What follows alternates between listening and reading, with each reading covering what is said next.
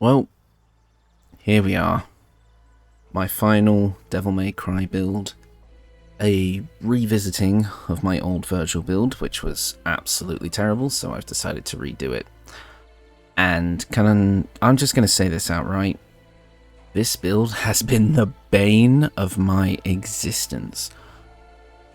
I have tried so many different combinations to try and get something that felt like Vergil, or just a fast, stylish character that uses a katana. It's so tricky, right? Like with the Dante build, everything kind of fell into place naturally. Nero really was quite easy to build. It was literally just like one class, pretty much, and like V, while tricky, was interesting to explore and use different tactics and such to get to where I am with that now. This was hell. For a few reasons. One, trying to make something good for Vergil that wasn't just the Dante build a second time was virtually impossible, and what I finally settled on is very similar to the Dante build. I'm just going to get that out of the way now. However, the equipment and a few levels that we take in certain things do make it different. However, the basic line of gameplay will be similar, mainly focusing on using Divine Smites, because we do take Paladin towards the end, but with some different tricks up our sleeve, because for this build we did have to compensate for something, and that is this little thing right here, if I spin him around. Not the violin, the katana, because trying to make an entire build that works well and is powerful around what is essentially a +1 longsword with no additional abilities is extremely challenging. So I've had to manipulate our stats and our additional damage in a way that gives us as much damage on the longsword, or I guess the katana, as possible. I think I've achieved something that works, but you'll see what I mean when I say, like, this is just a diet version of the Dante build at the end of the day. However, I will be allowing some wriggle room here, because instead of taking Paladin levels, I would actually say you could take Battle Master Fighter instead to give yourself more additional damage things similar to the Flourish, and that actually might be more interesting than just doing Divine Smite over and over. But there is a few things we get from our levels of Paladin, because we actually take a little bit more than the Dante build for Paladin to get some extra things which I think actually fit Vergil quite nicely.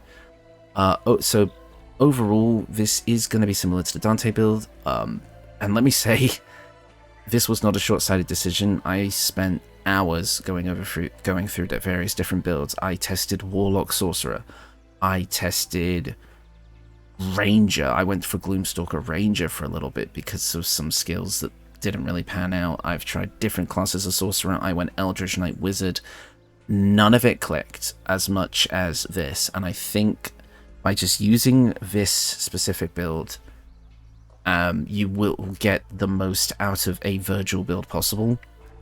And with that, we can all move on. I can move on to new builds and new ideas, of which I have thousands. Well, maybe not thousands, but you get the point.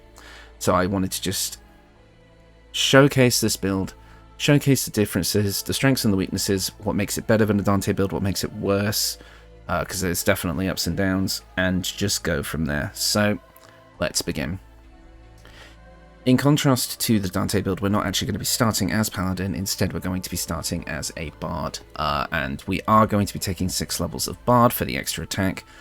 You could mess around a little bit, instead going to level 5 Paladin instead, but I find that because you want lots of spell slots, because we're actually going to be using ranged damage spells in this build, you definitely maybe want to take more levels in a full caster than a half caster to get as many spell slots as you can. So we're going to be starting off with Bard, and we're going to be going straight to level 6 with this. You're taking a pretty standard route here, pretty much the same as the Dante build. You want Vicious Mockery and Friends to get taunts and, again, good conversation skills. These are the spells you kind of want for this, because you don't need Longstrider because of a piece of equipment I'm going to be showing off later. Fairy Fire can be useful for concentration if you don't have anything else to do with your concentration. Just giving yourself advantage on a group of enemies can be pretty good. Play around with these. Like, I mean, obviously I just take the standard, like, useful kit for the game, but you can mess around with all this. Your starting instrument, violin. I use this for V, so it kind of makes sense to use one here. And these are going to be your abilities. You're looking at a 16 dexterity, middling stats across the board for everything else, and a 17 in charisma. So yeah, I've also taken the Ethel's Boon on charisma to get it to an 18. I won't show that here, but it'll show at the end. And as for your proficiencies, I take Arcana, Investigation, and Insight, because those are actually quite nice skills to have. And also Perception as well. We get Intimidation from our background, the Haunted one, and we'll be getting a solution for Deception and Persuasion later. So let's keep going. Similar to before, we get Jack of all trades and Song of Rest, basically extra short rests. This is actually going to be even more useful than on the Dante build, because there's going to be another aspect to this build that relies on short rests. But we get a new spell at this level. Nothing really interesting to take here. I mean, if you wanted to go something kind of like powerful feeling, you could go with Thunderwave, but really any of these spells will work. I'm going to take Thunderwave just because I like it. Moving on. Next up we have Bard level 3, and if you couldn't have guessed it, our subclass is going to be the College of Swords for the Blade Flourishes, which give us extra damage and a whole bunch more extra effects. So for example, you get with the Slashing Flourish melee, you can attack 2 enemies at once. With the Defensive Flourish, on a hit you get +4 to your armor class. And with a Mobile Flourish, you get to knock an enemy away and then teleport to them, but unless you knock them off a cliff or something. Each of these do an extra bit of slashing damage on top, so that's more power added onto our Katana. You do also get the ranged flourishes here, and we do have a ranged weapon on this build, although it's not actually meant to be used if you want to stay in the Vergil theme, but you'll see what I mean. So, you can use these if you want, but we're going to pretend they don't exist. As for your spells, this is where we get a bit interesting here. You get to take... I want you to take Shatter.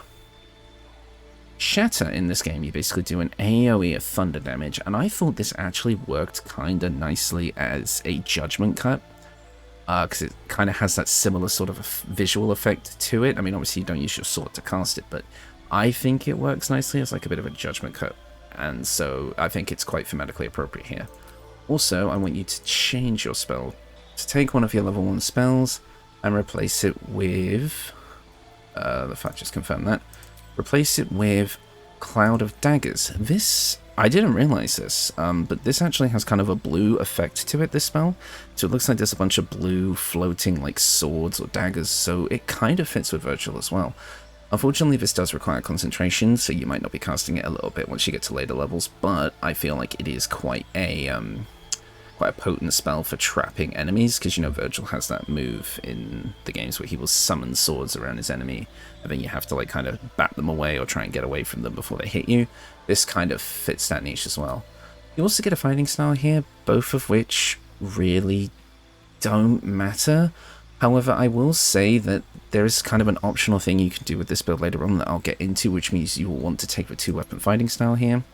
So I would take it now just as a security blanket or bed or just something to land on if you want to go down that route later, but we'll take 2-weapon fighting for now, not that it really matters.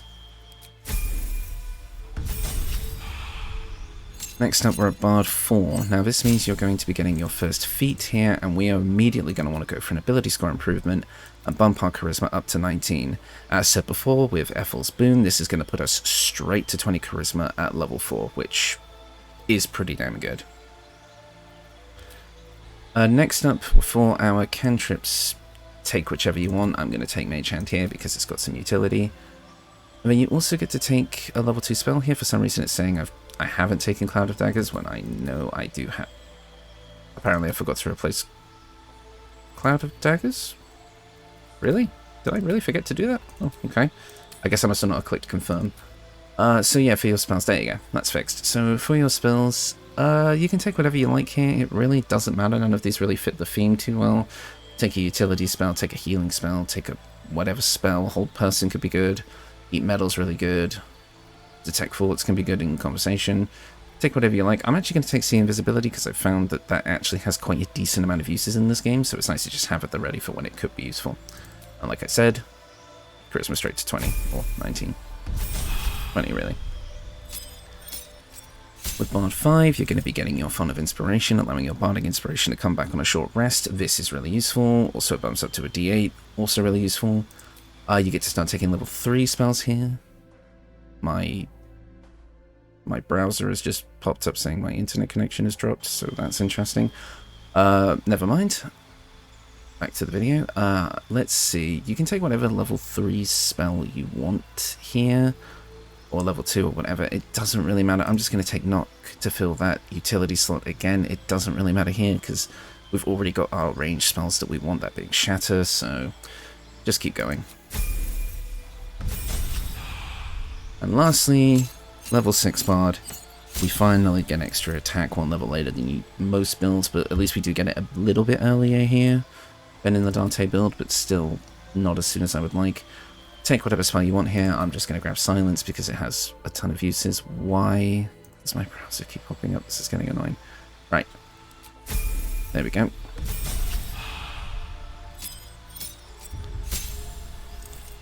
Next up, now we're going to be jumping over to Warlock. This is the key difference from the Dante build. We're dropping the rogue levels for Warlock levels here. So, for cantrips, Eldritch Blast is an obvious choice, and we'll keep Blade Ward here for extra physical defenses.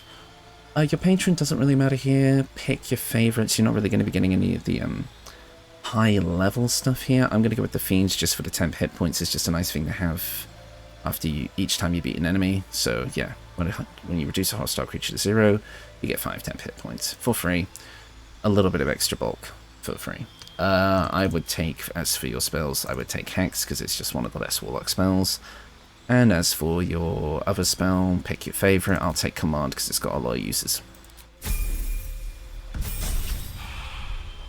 At total level 8, we're going to be a Warlock 2. This means we get our Eldritch Invocations. For our spell, we can just take something like Hellish Rebuke. It doesn't really matter.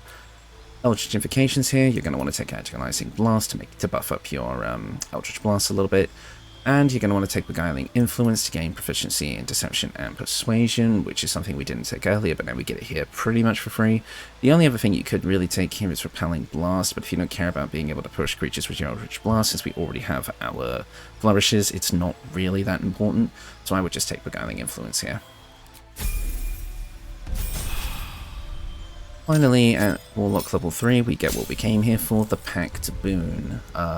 And of course, we're going to be taking Pact of the Blade, which means we get to use our Charisma modifier to basically we bind our Pact weapon, which will be our Katana, and we get to use our Charisma modifier for the attack and damage rolls rather than our Dexterity or our Strength in this case, since a longsword uses Strength. This is where we're getting the massive bulk of the power that the Katana is going to get is from this, because our Charisma is so high, it immediately just gets a ton of power in addition to bumping up our spells as well. And as a fun aside, you also get Pact of the Blade here, which allows you to summon a weapon, and it replaces your currently equipped one. So technically you get Devil May Cry style weapon swapping here, and if you choose the Greatsword weapon, you could kind of justify that as being Force Edge or Mirage Edge. So you technically get weapon swapping, but it's probably not going to be stronger than using the Katana. Well, actually, it is going to be stronger than using the Katana, but it's less on theme, so I don't know. Do whatever you want with this. If you want to use Force Edge, use Pact of the Blade. If you want to use the Katana, use Bind Pact Weapon. Alright, moving on to spells. You get a spell here, and you know what we're taking. We're taking Misty Step. There's no reason not to. It is, in my opinion, the best level 2 spell in this game. Absolutely worth taking. I would also change out one of your older spells. I'll change out Command at this point and take... You can either take Mirror Image if you want more armor class and kind of get that doppelgangery effect that Vergil gets. It's not exactly on point, but you can. Take Scorching Ray if you want a powerful range damage option, but it's not really in theme, so I'm going to go with Mirror Image. Now, we're not going to be taking Warlock level 4 here, which is a shame, but if you did want to, you can grab a feat. And this is where things can get a little bit interesting. Bear with me as I explain this, but here, you could take the Dual Wielder feat. Now, why would I suggest a Dual Wielder feat for Vergil? He doesn't dual wield. Well, part of Vergil's combo animations in the Devil May Cry games actually involve him using his sheath in the other hand, attacking with both the katana and its sheath. Now, while obviously you can't hold a katana sheath in this game, you can hold a club in your offhand, and there is one particular club in this game which gives you quite a nice buff. It is called the Club of Hill Giant Strength. It is just a regular club at the end of the day, but what it does give you is a 19 strength score, similar to how the Gloves of Dex give you 18 Dex, and the Amulet of Great Health gives you 23 Con. The Club of Giant Strength gives you 19 Strength, so it's a big buff to your Strength, and it also lets you weaponize your bonus attack, doing a little bit extra damage each turn. That is an option. You also get a +1 to your AC if you do this, but it's not exactly, I'm not going to say it's not optimal, but it's not really in theme with Vergil. I mean, you kind of have to squint your eyes to be able to pretend that the club is a sheath, so... Or if you wanted to, you could grab another longsword of some kind and pretend that's like the Force Edge and you're kind of doing dual combos with Yamato and Force Edge. But, again, not really on theme, and it looks a bit funky, and it kind of takes you out of it a bit when you're actually playing. So, it's down to personal preference here. This is why we took the 2-weapon fighting, in case you decided you wanted to go this route. But it's optional, and I'm going to show off a different option in this build, but I'm just saying that this is here if you don't feel like taking the extra levels in Paladin that we're going to be taking. It's extra level, I should say. So, but speaking of, we're going to be jumping over to Paladin. And we're going to be taking the Oath of Vengeance. This is important because it is going to give us a skill that we want. I mean, yeah, we get Inquisitor Smite, which can actually be kind of nice if you want to try and get that days off and you don't have anything else to do with your bonus action. This can be quite good. I used it in the showcase that you're going to be seeing in a minute. So we're going to take this. Next up, a Paladin 2, which means we're going to get a fighting style. You can choose defense or great weapon fighting here. We took defense in the Dante build for a +1 AC. I'm going to take the great weapon fighting here because it does work with our katana because we wield it two-handed, so you get to reroll a 1 or 2 on a damage die. So yeah, pretty good. Or maybe not actually. Requires 2 hands to use. That might not actually work then. For safety, take defense. I'll have to do more research. I'm not sure. I assume two-handed meant that even if it was versatile, you were wielding it two-handed, but that might not be true. So we're actually going to take defense here.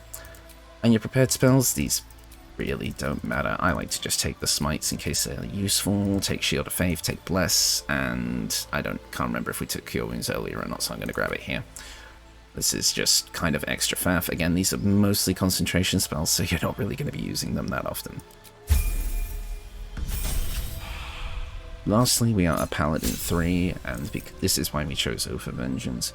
We specifically get 2 things here. We get Abjure Enemy, which lets you frighten an enemy. They'll be easier to hit and cannot move. Fiends and Undead have disadvantage against a saving throw.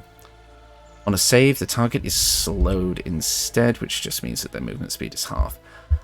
This is a good ability. It takes up your Channel Oath, but you know, it's worth using if you're trying to like kind of get one over on a single enemy. But what I'm actually here for is Vow of Emnity. Gain advantage on attack rolls against an enemy for 10 turns. I think this is kind of thematically appropriate for Vergil. Basically, it's like you walk up to Dante and you're just like, I'm gonna beat you this time, Dante, and I apologize for my awful impression, and then you get advantage against every attack you do to him. It costs a Channel Oath charge, but you can do this as a bonus action, so if you're not using a bonus action for anything at that moment, you basically just get to get this off for free and go absolutely ham with your Divine Smites, your Flourishes, whatever else you're using. Really, really cool. As a bonus, you also get Bane and Hunter's Mark. Hunter's Mark is actually quite good to use, so it's worth doing that if you are not maintaining concentration on something more important. And Bane is Bane. Use Bless instead, if you want to use something like this. As for your prepared spells, you get an extra one here. Take whatever you want. I'll just keep Command, because I replaced it earlier. And that is the build, and we have a lot of gaff on our bottom screen right now. I'm just going to make this easier for all to see. Yeah, ignore that. That is part of a mod I use to kind of get the equipment that we need. But here we go. So let's have a look at our equipment next, because this is where it gets quite important. So biggest changes here. The only two armor pieces we're keeping from the Dante build is the Elegant Studded Leather, which I traded the Ballist Armor out for, because the Ballist Armor was great for piercing damage, but we're not doing piercing damage now. We are doing slashing damage, so we just switched to the Elegant Studded Leather to keep that kind of look of the leather jacket, and you also get shield for free, which is nice. Obviously, here is our weapon, the Katana. Because of everything we got going on here, we're getting a d10 of damage plus 7, plus an extra d6 of fire for a maximum potential damage of 23. Obviously much less than pretty much all of my other builds, I think, because this weapon is definitely holding us back, but it's Vergil, and people were telling me to use the Katana, so here we are. In this case, I need to just point out a quick visual error here. You'll see it says bound weapon. This is because this is lasting from when I was testing Edritch Knight, so ignore that. It only just makes it return to us when it's thrown. That's the only difference, and that's not going to come up here anyway, so it's not affecting the testing at all. But here we have Pact Weapon. Now, because we are casting Pact Weapon on this using our Warlock feature, it's somewhere here. We become proficient with it, which we already were, but that doesn't matter. So our Katana is now magical, so we could overcome resistance to physical damage, and it uses our Charisma modifier for the attacks. If we go over here, you can see it says total damage 1d10 plus 7, because it's taking the d10 from the Katana, and plus 6 from our Charisma, and plus 1 from something else, which I'll get to in a minute. So yeah, but let's go over the actual equipment. Amulet of Greater Health. You knew this was coming. You pretty much could not make half the builds I make without this thing, because it just allows you to just dump con and forget about it. It's going to give us 23 Constitution, so a ton of HP, advantage on Constitution saving throws, so we get to maintain our concentration a lot easier. Can't go wrong with it, it is perfect. We're using the Ring of Protection here, armor class +1, saving throws +1, really good. No reason not to have it, especially when we're only wearing light armor. And this is a cool one, the Strange Conduit Ring. This was in my old Vergil build, but it still applies here. While concentrating on a spell, the wearer's weapon attacks deal an additional 1 to 4 psychic damage. This is really important, again, because we're just trying to stack as much of that damage as possible while using a subpar weapon, so this really works. For our hat, we have the Birthright. This gives us Charisma +2 up to 22. So now that we have a full 22 Charisma, that is where our +7 to damage is coming from on our Katana. Again, a huge bulk of damage that we would not have otherwise. We're still wearing the Cloak of Protection, same as the Ring of Protection, +1 armor class and saving throws, just gives us more defensive utility. Elegant Studded Leather, already gone over that. The Hellduck's Gloves, I've brought these over from the V build because, again, I'm just trying to maximize the damage on our Katana attacks. So we're getting an extra 1 to 6 fire damage here, 1d6. Bonuses to spell attack rolls and save DC, which now that we're actually using ranged spells is more relevant.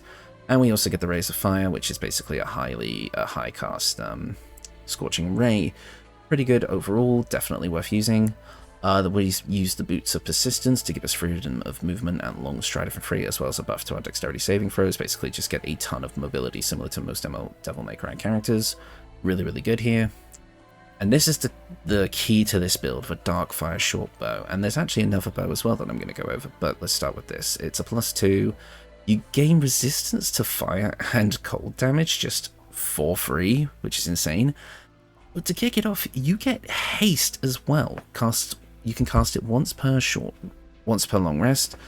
So this is how we get haste on this build. Really good weapon. Again, you can use it for your ranged attacks if you want. It gets the fire damage buff. But if you want to stay in character with Vergil, don't use it for the attacks, just use it for the haste and the resistance. But obviously being able to only cast haste once per long rest sucks. So you're also going to want to grab the Gontermile. This is another bow that will grant you Hex, except this one has, not Hex, grants you haste. This one gives you a +3 enchantment as well. And you can, inflict Guiding Bolt, and you get some extra attacks here. So basically, but what you get here is Celestial Haste, which works a little bit differently than regular haste. It still requires your concentration. You can still only cast it once per long rest. You do become hasted, but only for 5 turns. However, this is not actually the haste spell. It is just the hastened status effect. which gives you the same thing as haste, except you don't become lethargic when the spell ends, because the biggest weakness of haste is if you break concentration, or if the spell ends before you finish your enemy off, you lose a whole turn because of lethargic, whereas with this one you take half the amount of turns of haste, but you don't lose a turn after it's over. So by bringing both of these bows and swapping them out, you can cast haste twice per long rest, so definitely worth having around. So basically just keep this in your inventory. So yeah, overall you get 20 AC from all the stuff that we took earlier. We have a total of 22 charisma. Like I said before, you can see I have Anti-Ethel's Boon here. I actually went out of my way to get it because I wanted to test to see how much of a buff we actually got to our Katana. But yeah, that is the build. I went over this one pretty quickly, like I said, because it's very similar to my Dante build, and I didn't want this to drag on. If we look at the Divine Smite damage, we still get our level 4 spell slot, which is quite nice, which means we get up to 63 damage. So, not bad, but again, well shot weaker than the Dante build in that aspect. But where this build is a bit stronger than the Dante build is from the utility we get. So obviously we get the flourishes. We also get way more in-character range damage options, so that's nice. We obviously get the ability to absolutely max out our charisma. We get level 2 spell slots that come back on a short rest, so we're getting more Misty steps, more Shatters, more everything. We get the ability to just pick an enemy once, I believe every long rest is when your channel for charges, to just absolutely destroy. So this is a big boss beater. We also get, you know, the ability to use multiple different weapons. We get weapon swapping. We get to just being single ability score dependent, and getting this much stuff is super good. But yeah, that is the build. Again, very similar to Dante, and I'll kind of go over the strengths and weaknesses that each have. So Dante's strength is that overall you have way more power and way more attacks. You're going to be able to do way more damage in a single round, and also have way more options for doing damage with your ranged crossbows and the extra bonus attack. Whereas with this build, you get more spell options, and you get to have a higher charisma stat, which is also very important in this game. And you also are able to give yourself advantage way easier, which is really important to making sure your attacks hit. Other than that, really, the two builds are fairly similar in every other regard, and I think at the end of the day, as much as I'm disappointed that I wasn't able to come up with something more unique from my original Dante build, the fact that these two brothers are so very much similar yet very much different, I feel like does kind of work out in the end. I've probably already got the combat footage playing right now against the Anti-Ethel fight, which is showcasing a slightly different variation of the build. Again, I apologize, I haven't quite refined it all yet, but the only thing that was different is that we took more levels of Warlock and less of Bard. The gameplay is still the exact same, so there's not going to be much of a change there. But as I said, I believe in the V video, which should have gone up before this one, that is now it for the Devil May Cry characters, and with that I am now taking requests, as I said before, so feel free to leave them below and I will get to them. But however, with this build finished, I am going to take a slight break. Not a long one, I just want to kind of recuperate a little bit, get my brain juices flowing again, get some build ideas, and also play Starfield, which I ended up putting on the back burner,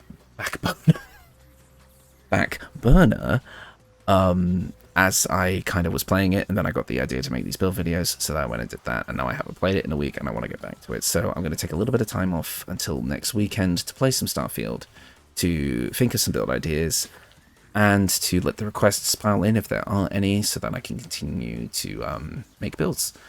So yeah, so don't expect any videos from me over the next few weekdays. I will try and get one out next weekend. And then I think from then on I will go to every weekend I release a new video type thing, so expect a video on a Saturday or a Sunday, whereas on the other days I will just be kind of working on other stuff.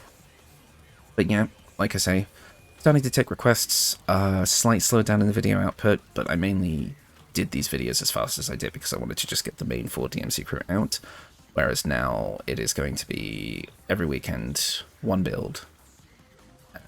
Yeah, I think that's all I've got to say. I've kind of rambled on a bit, but I hope you enjoyed builds overall.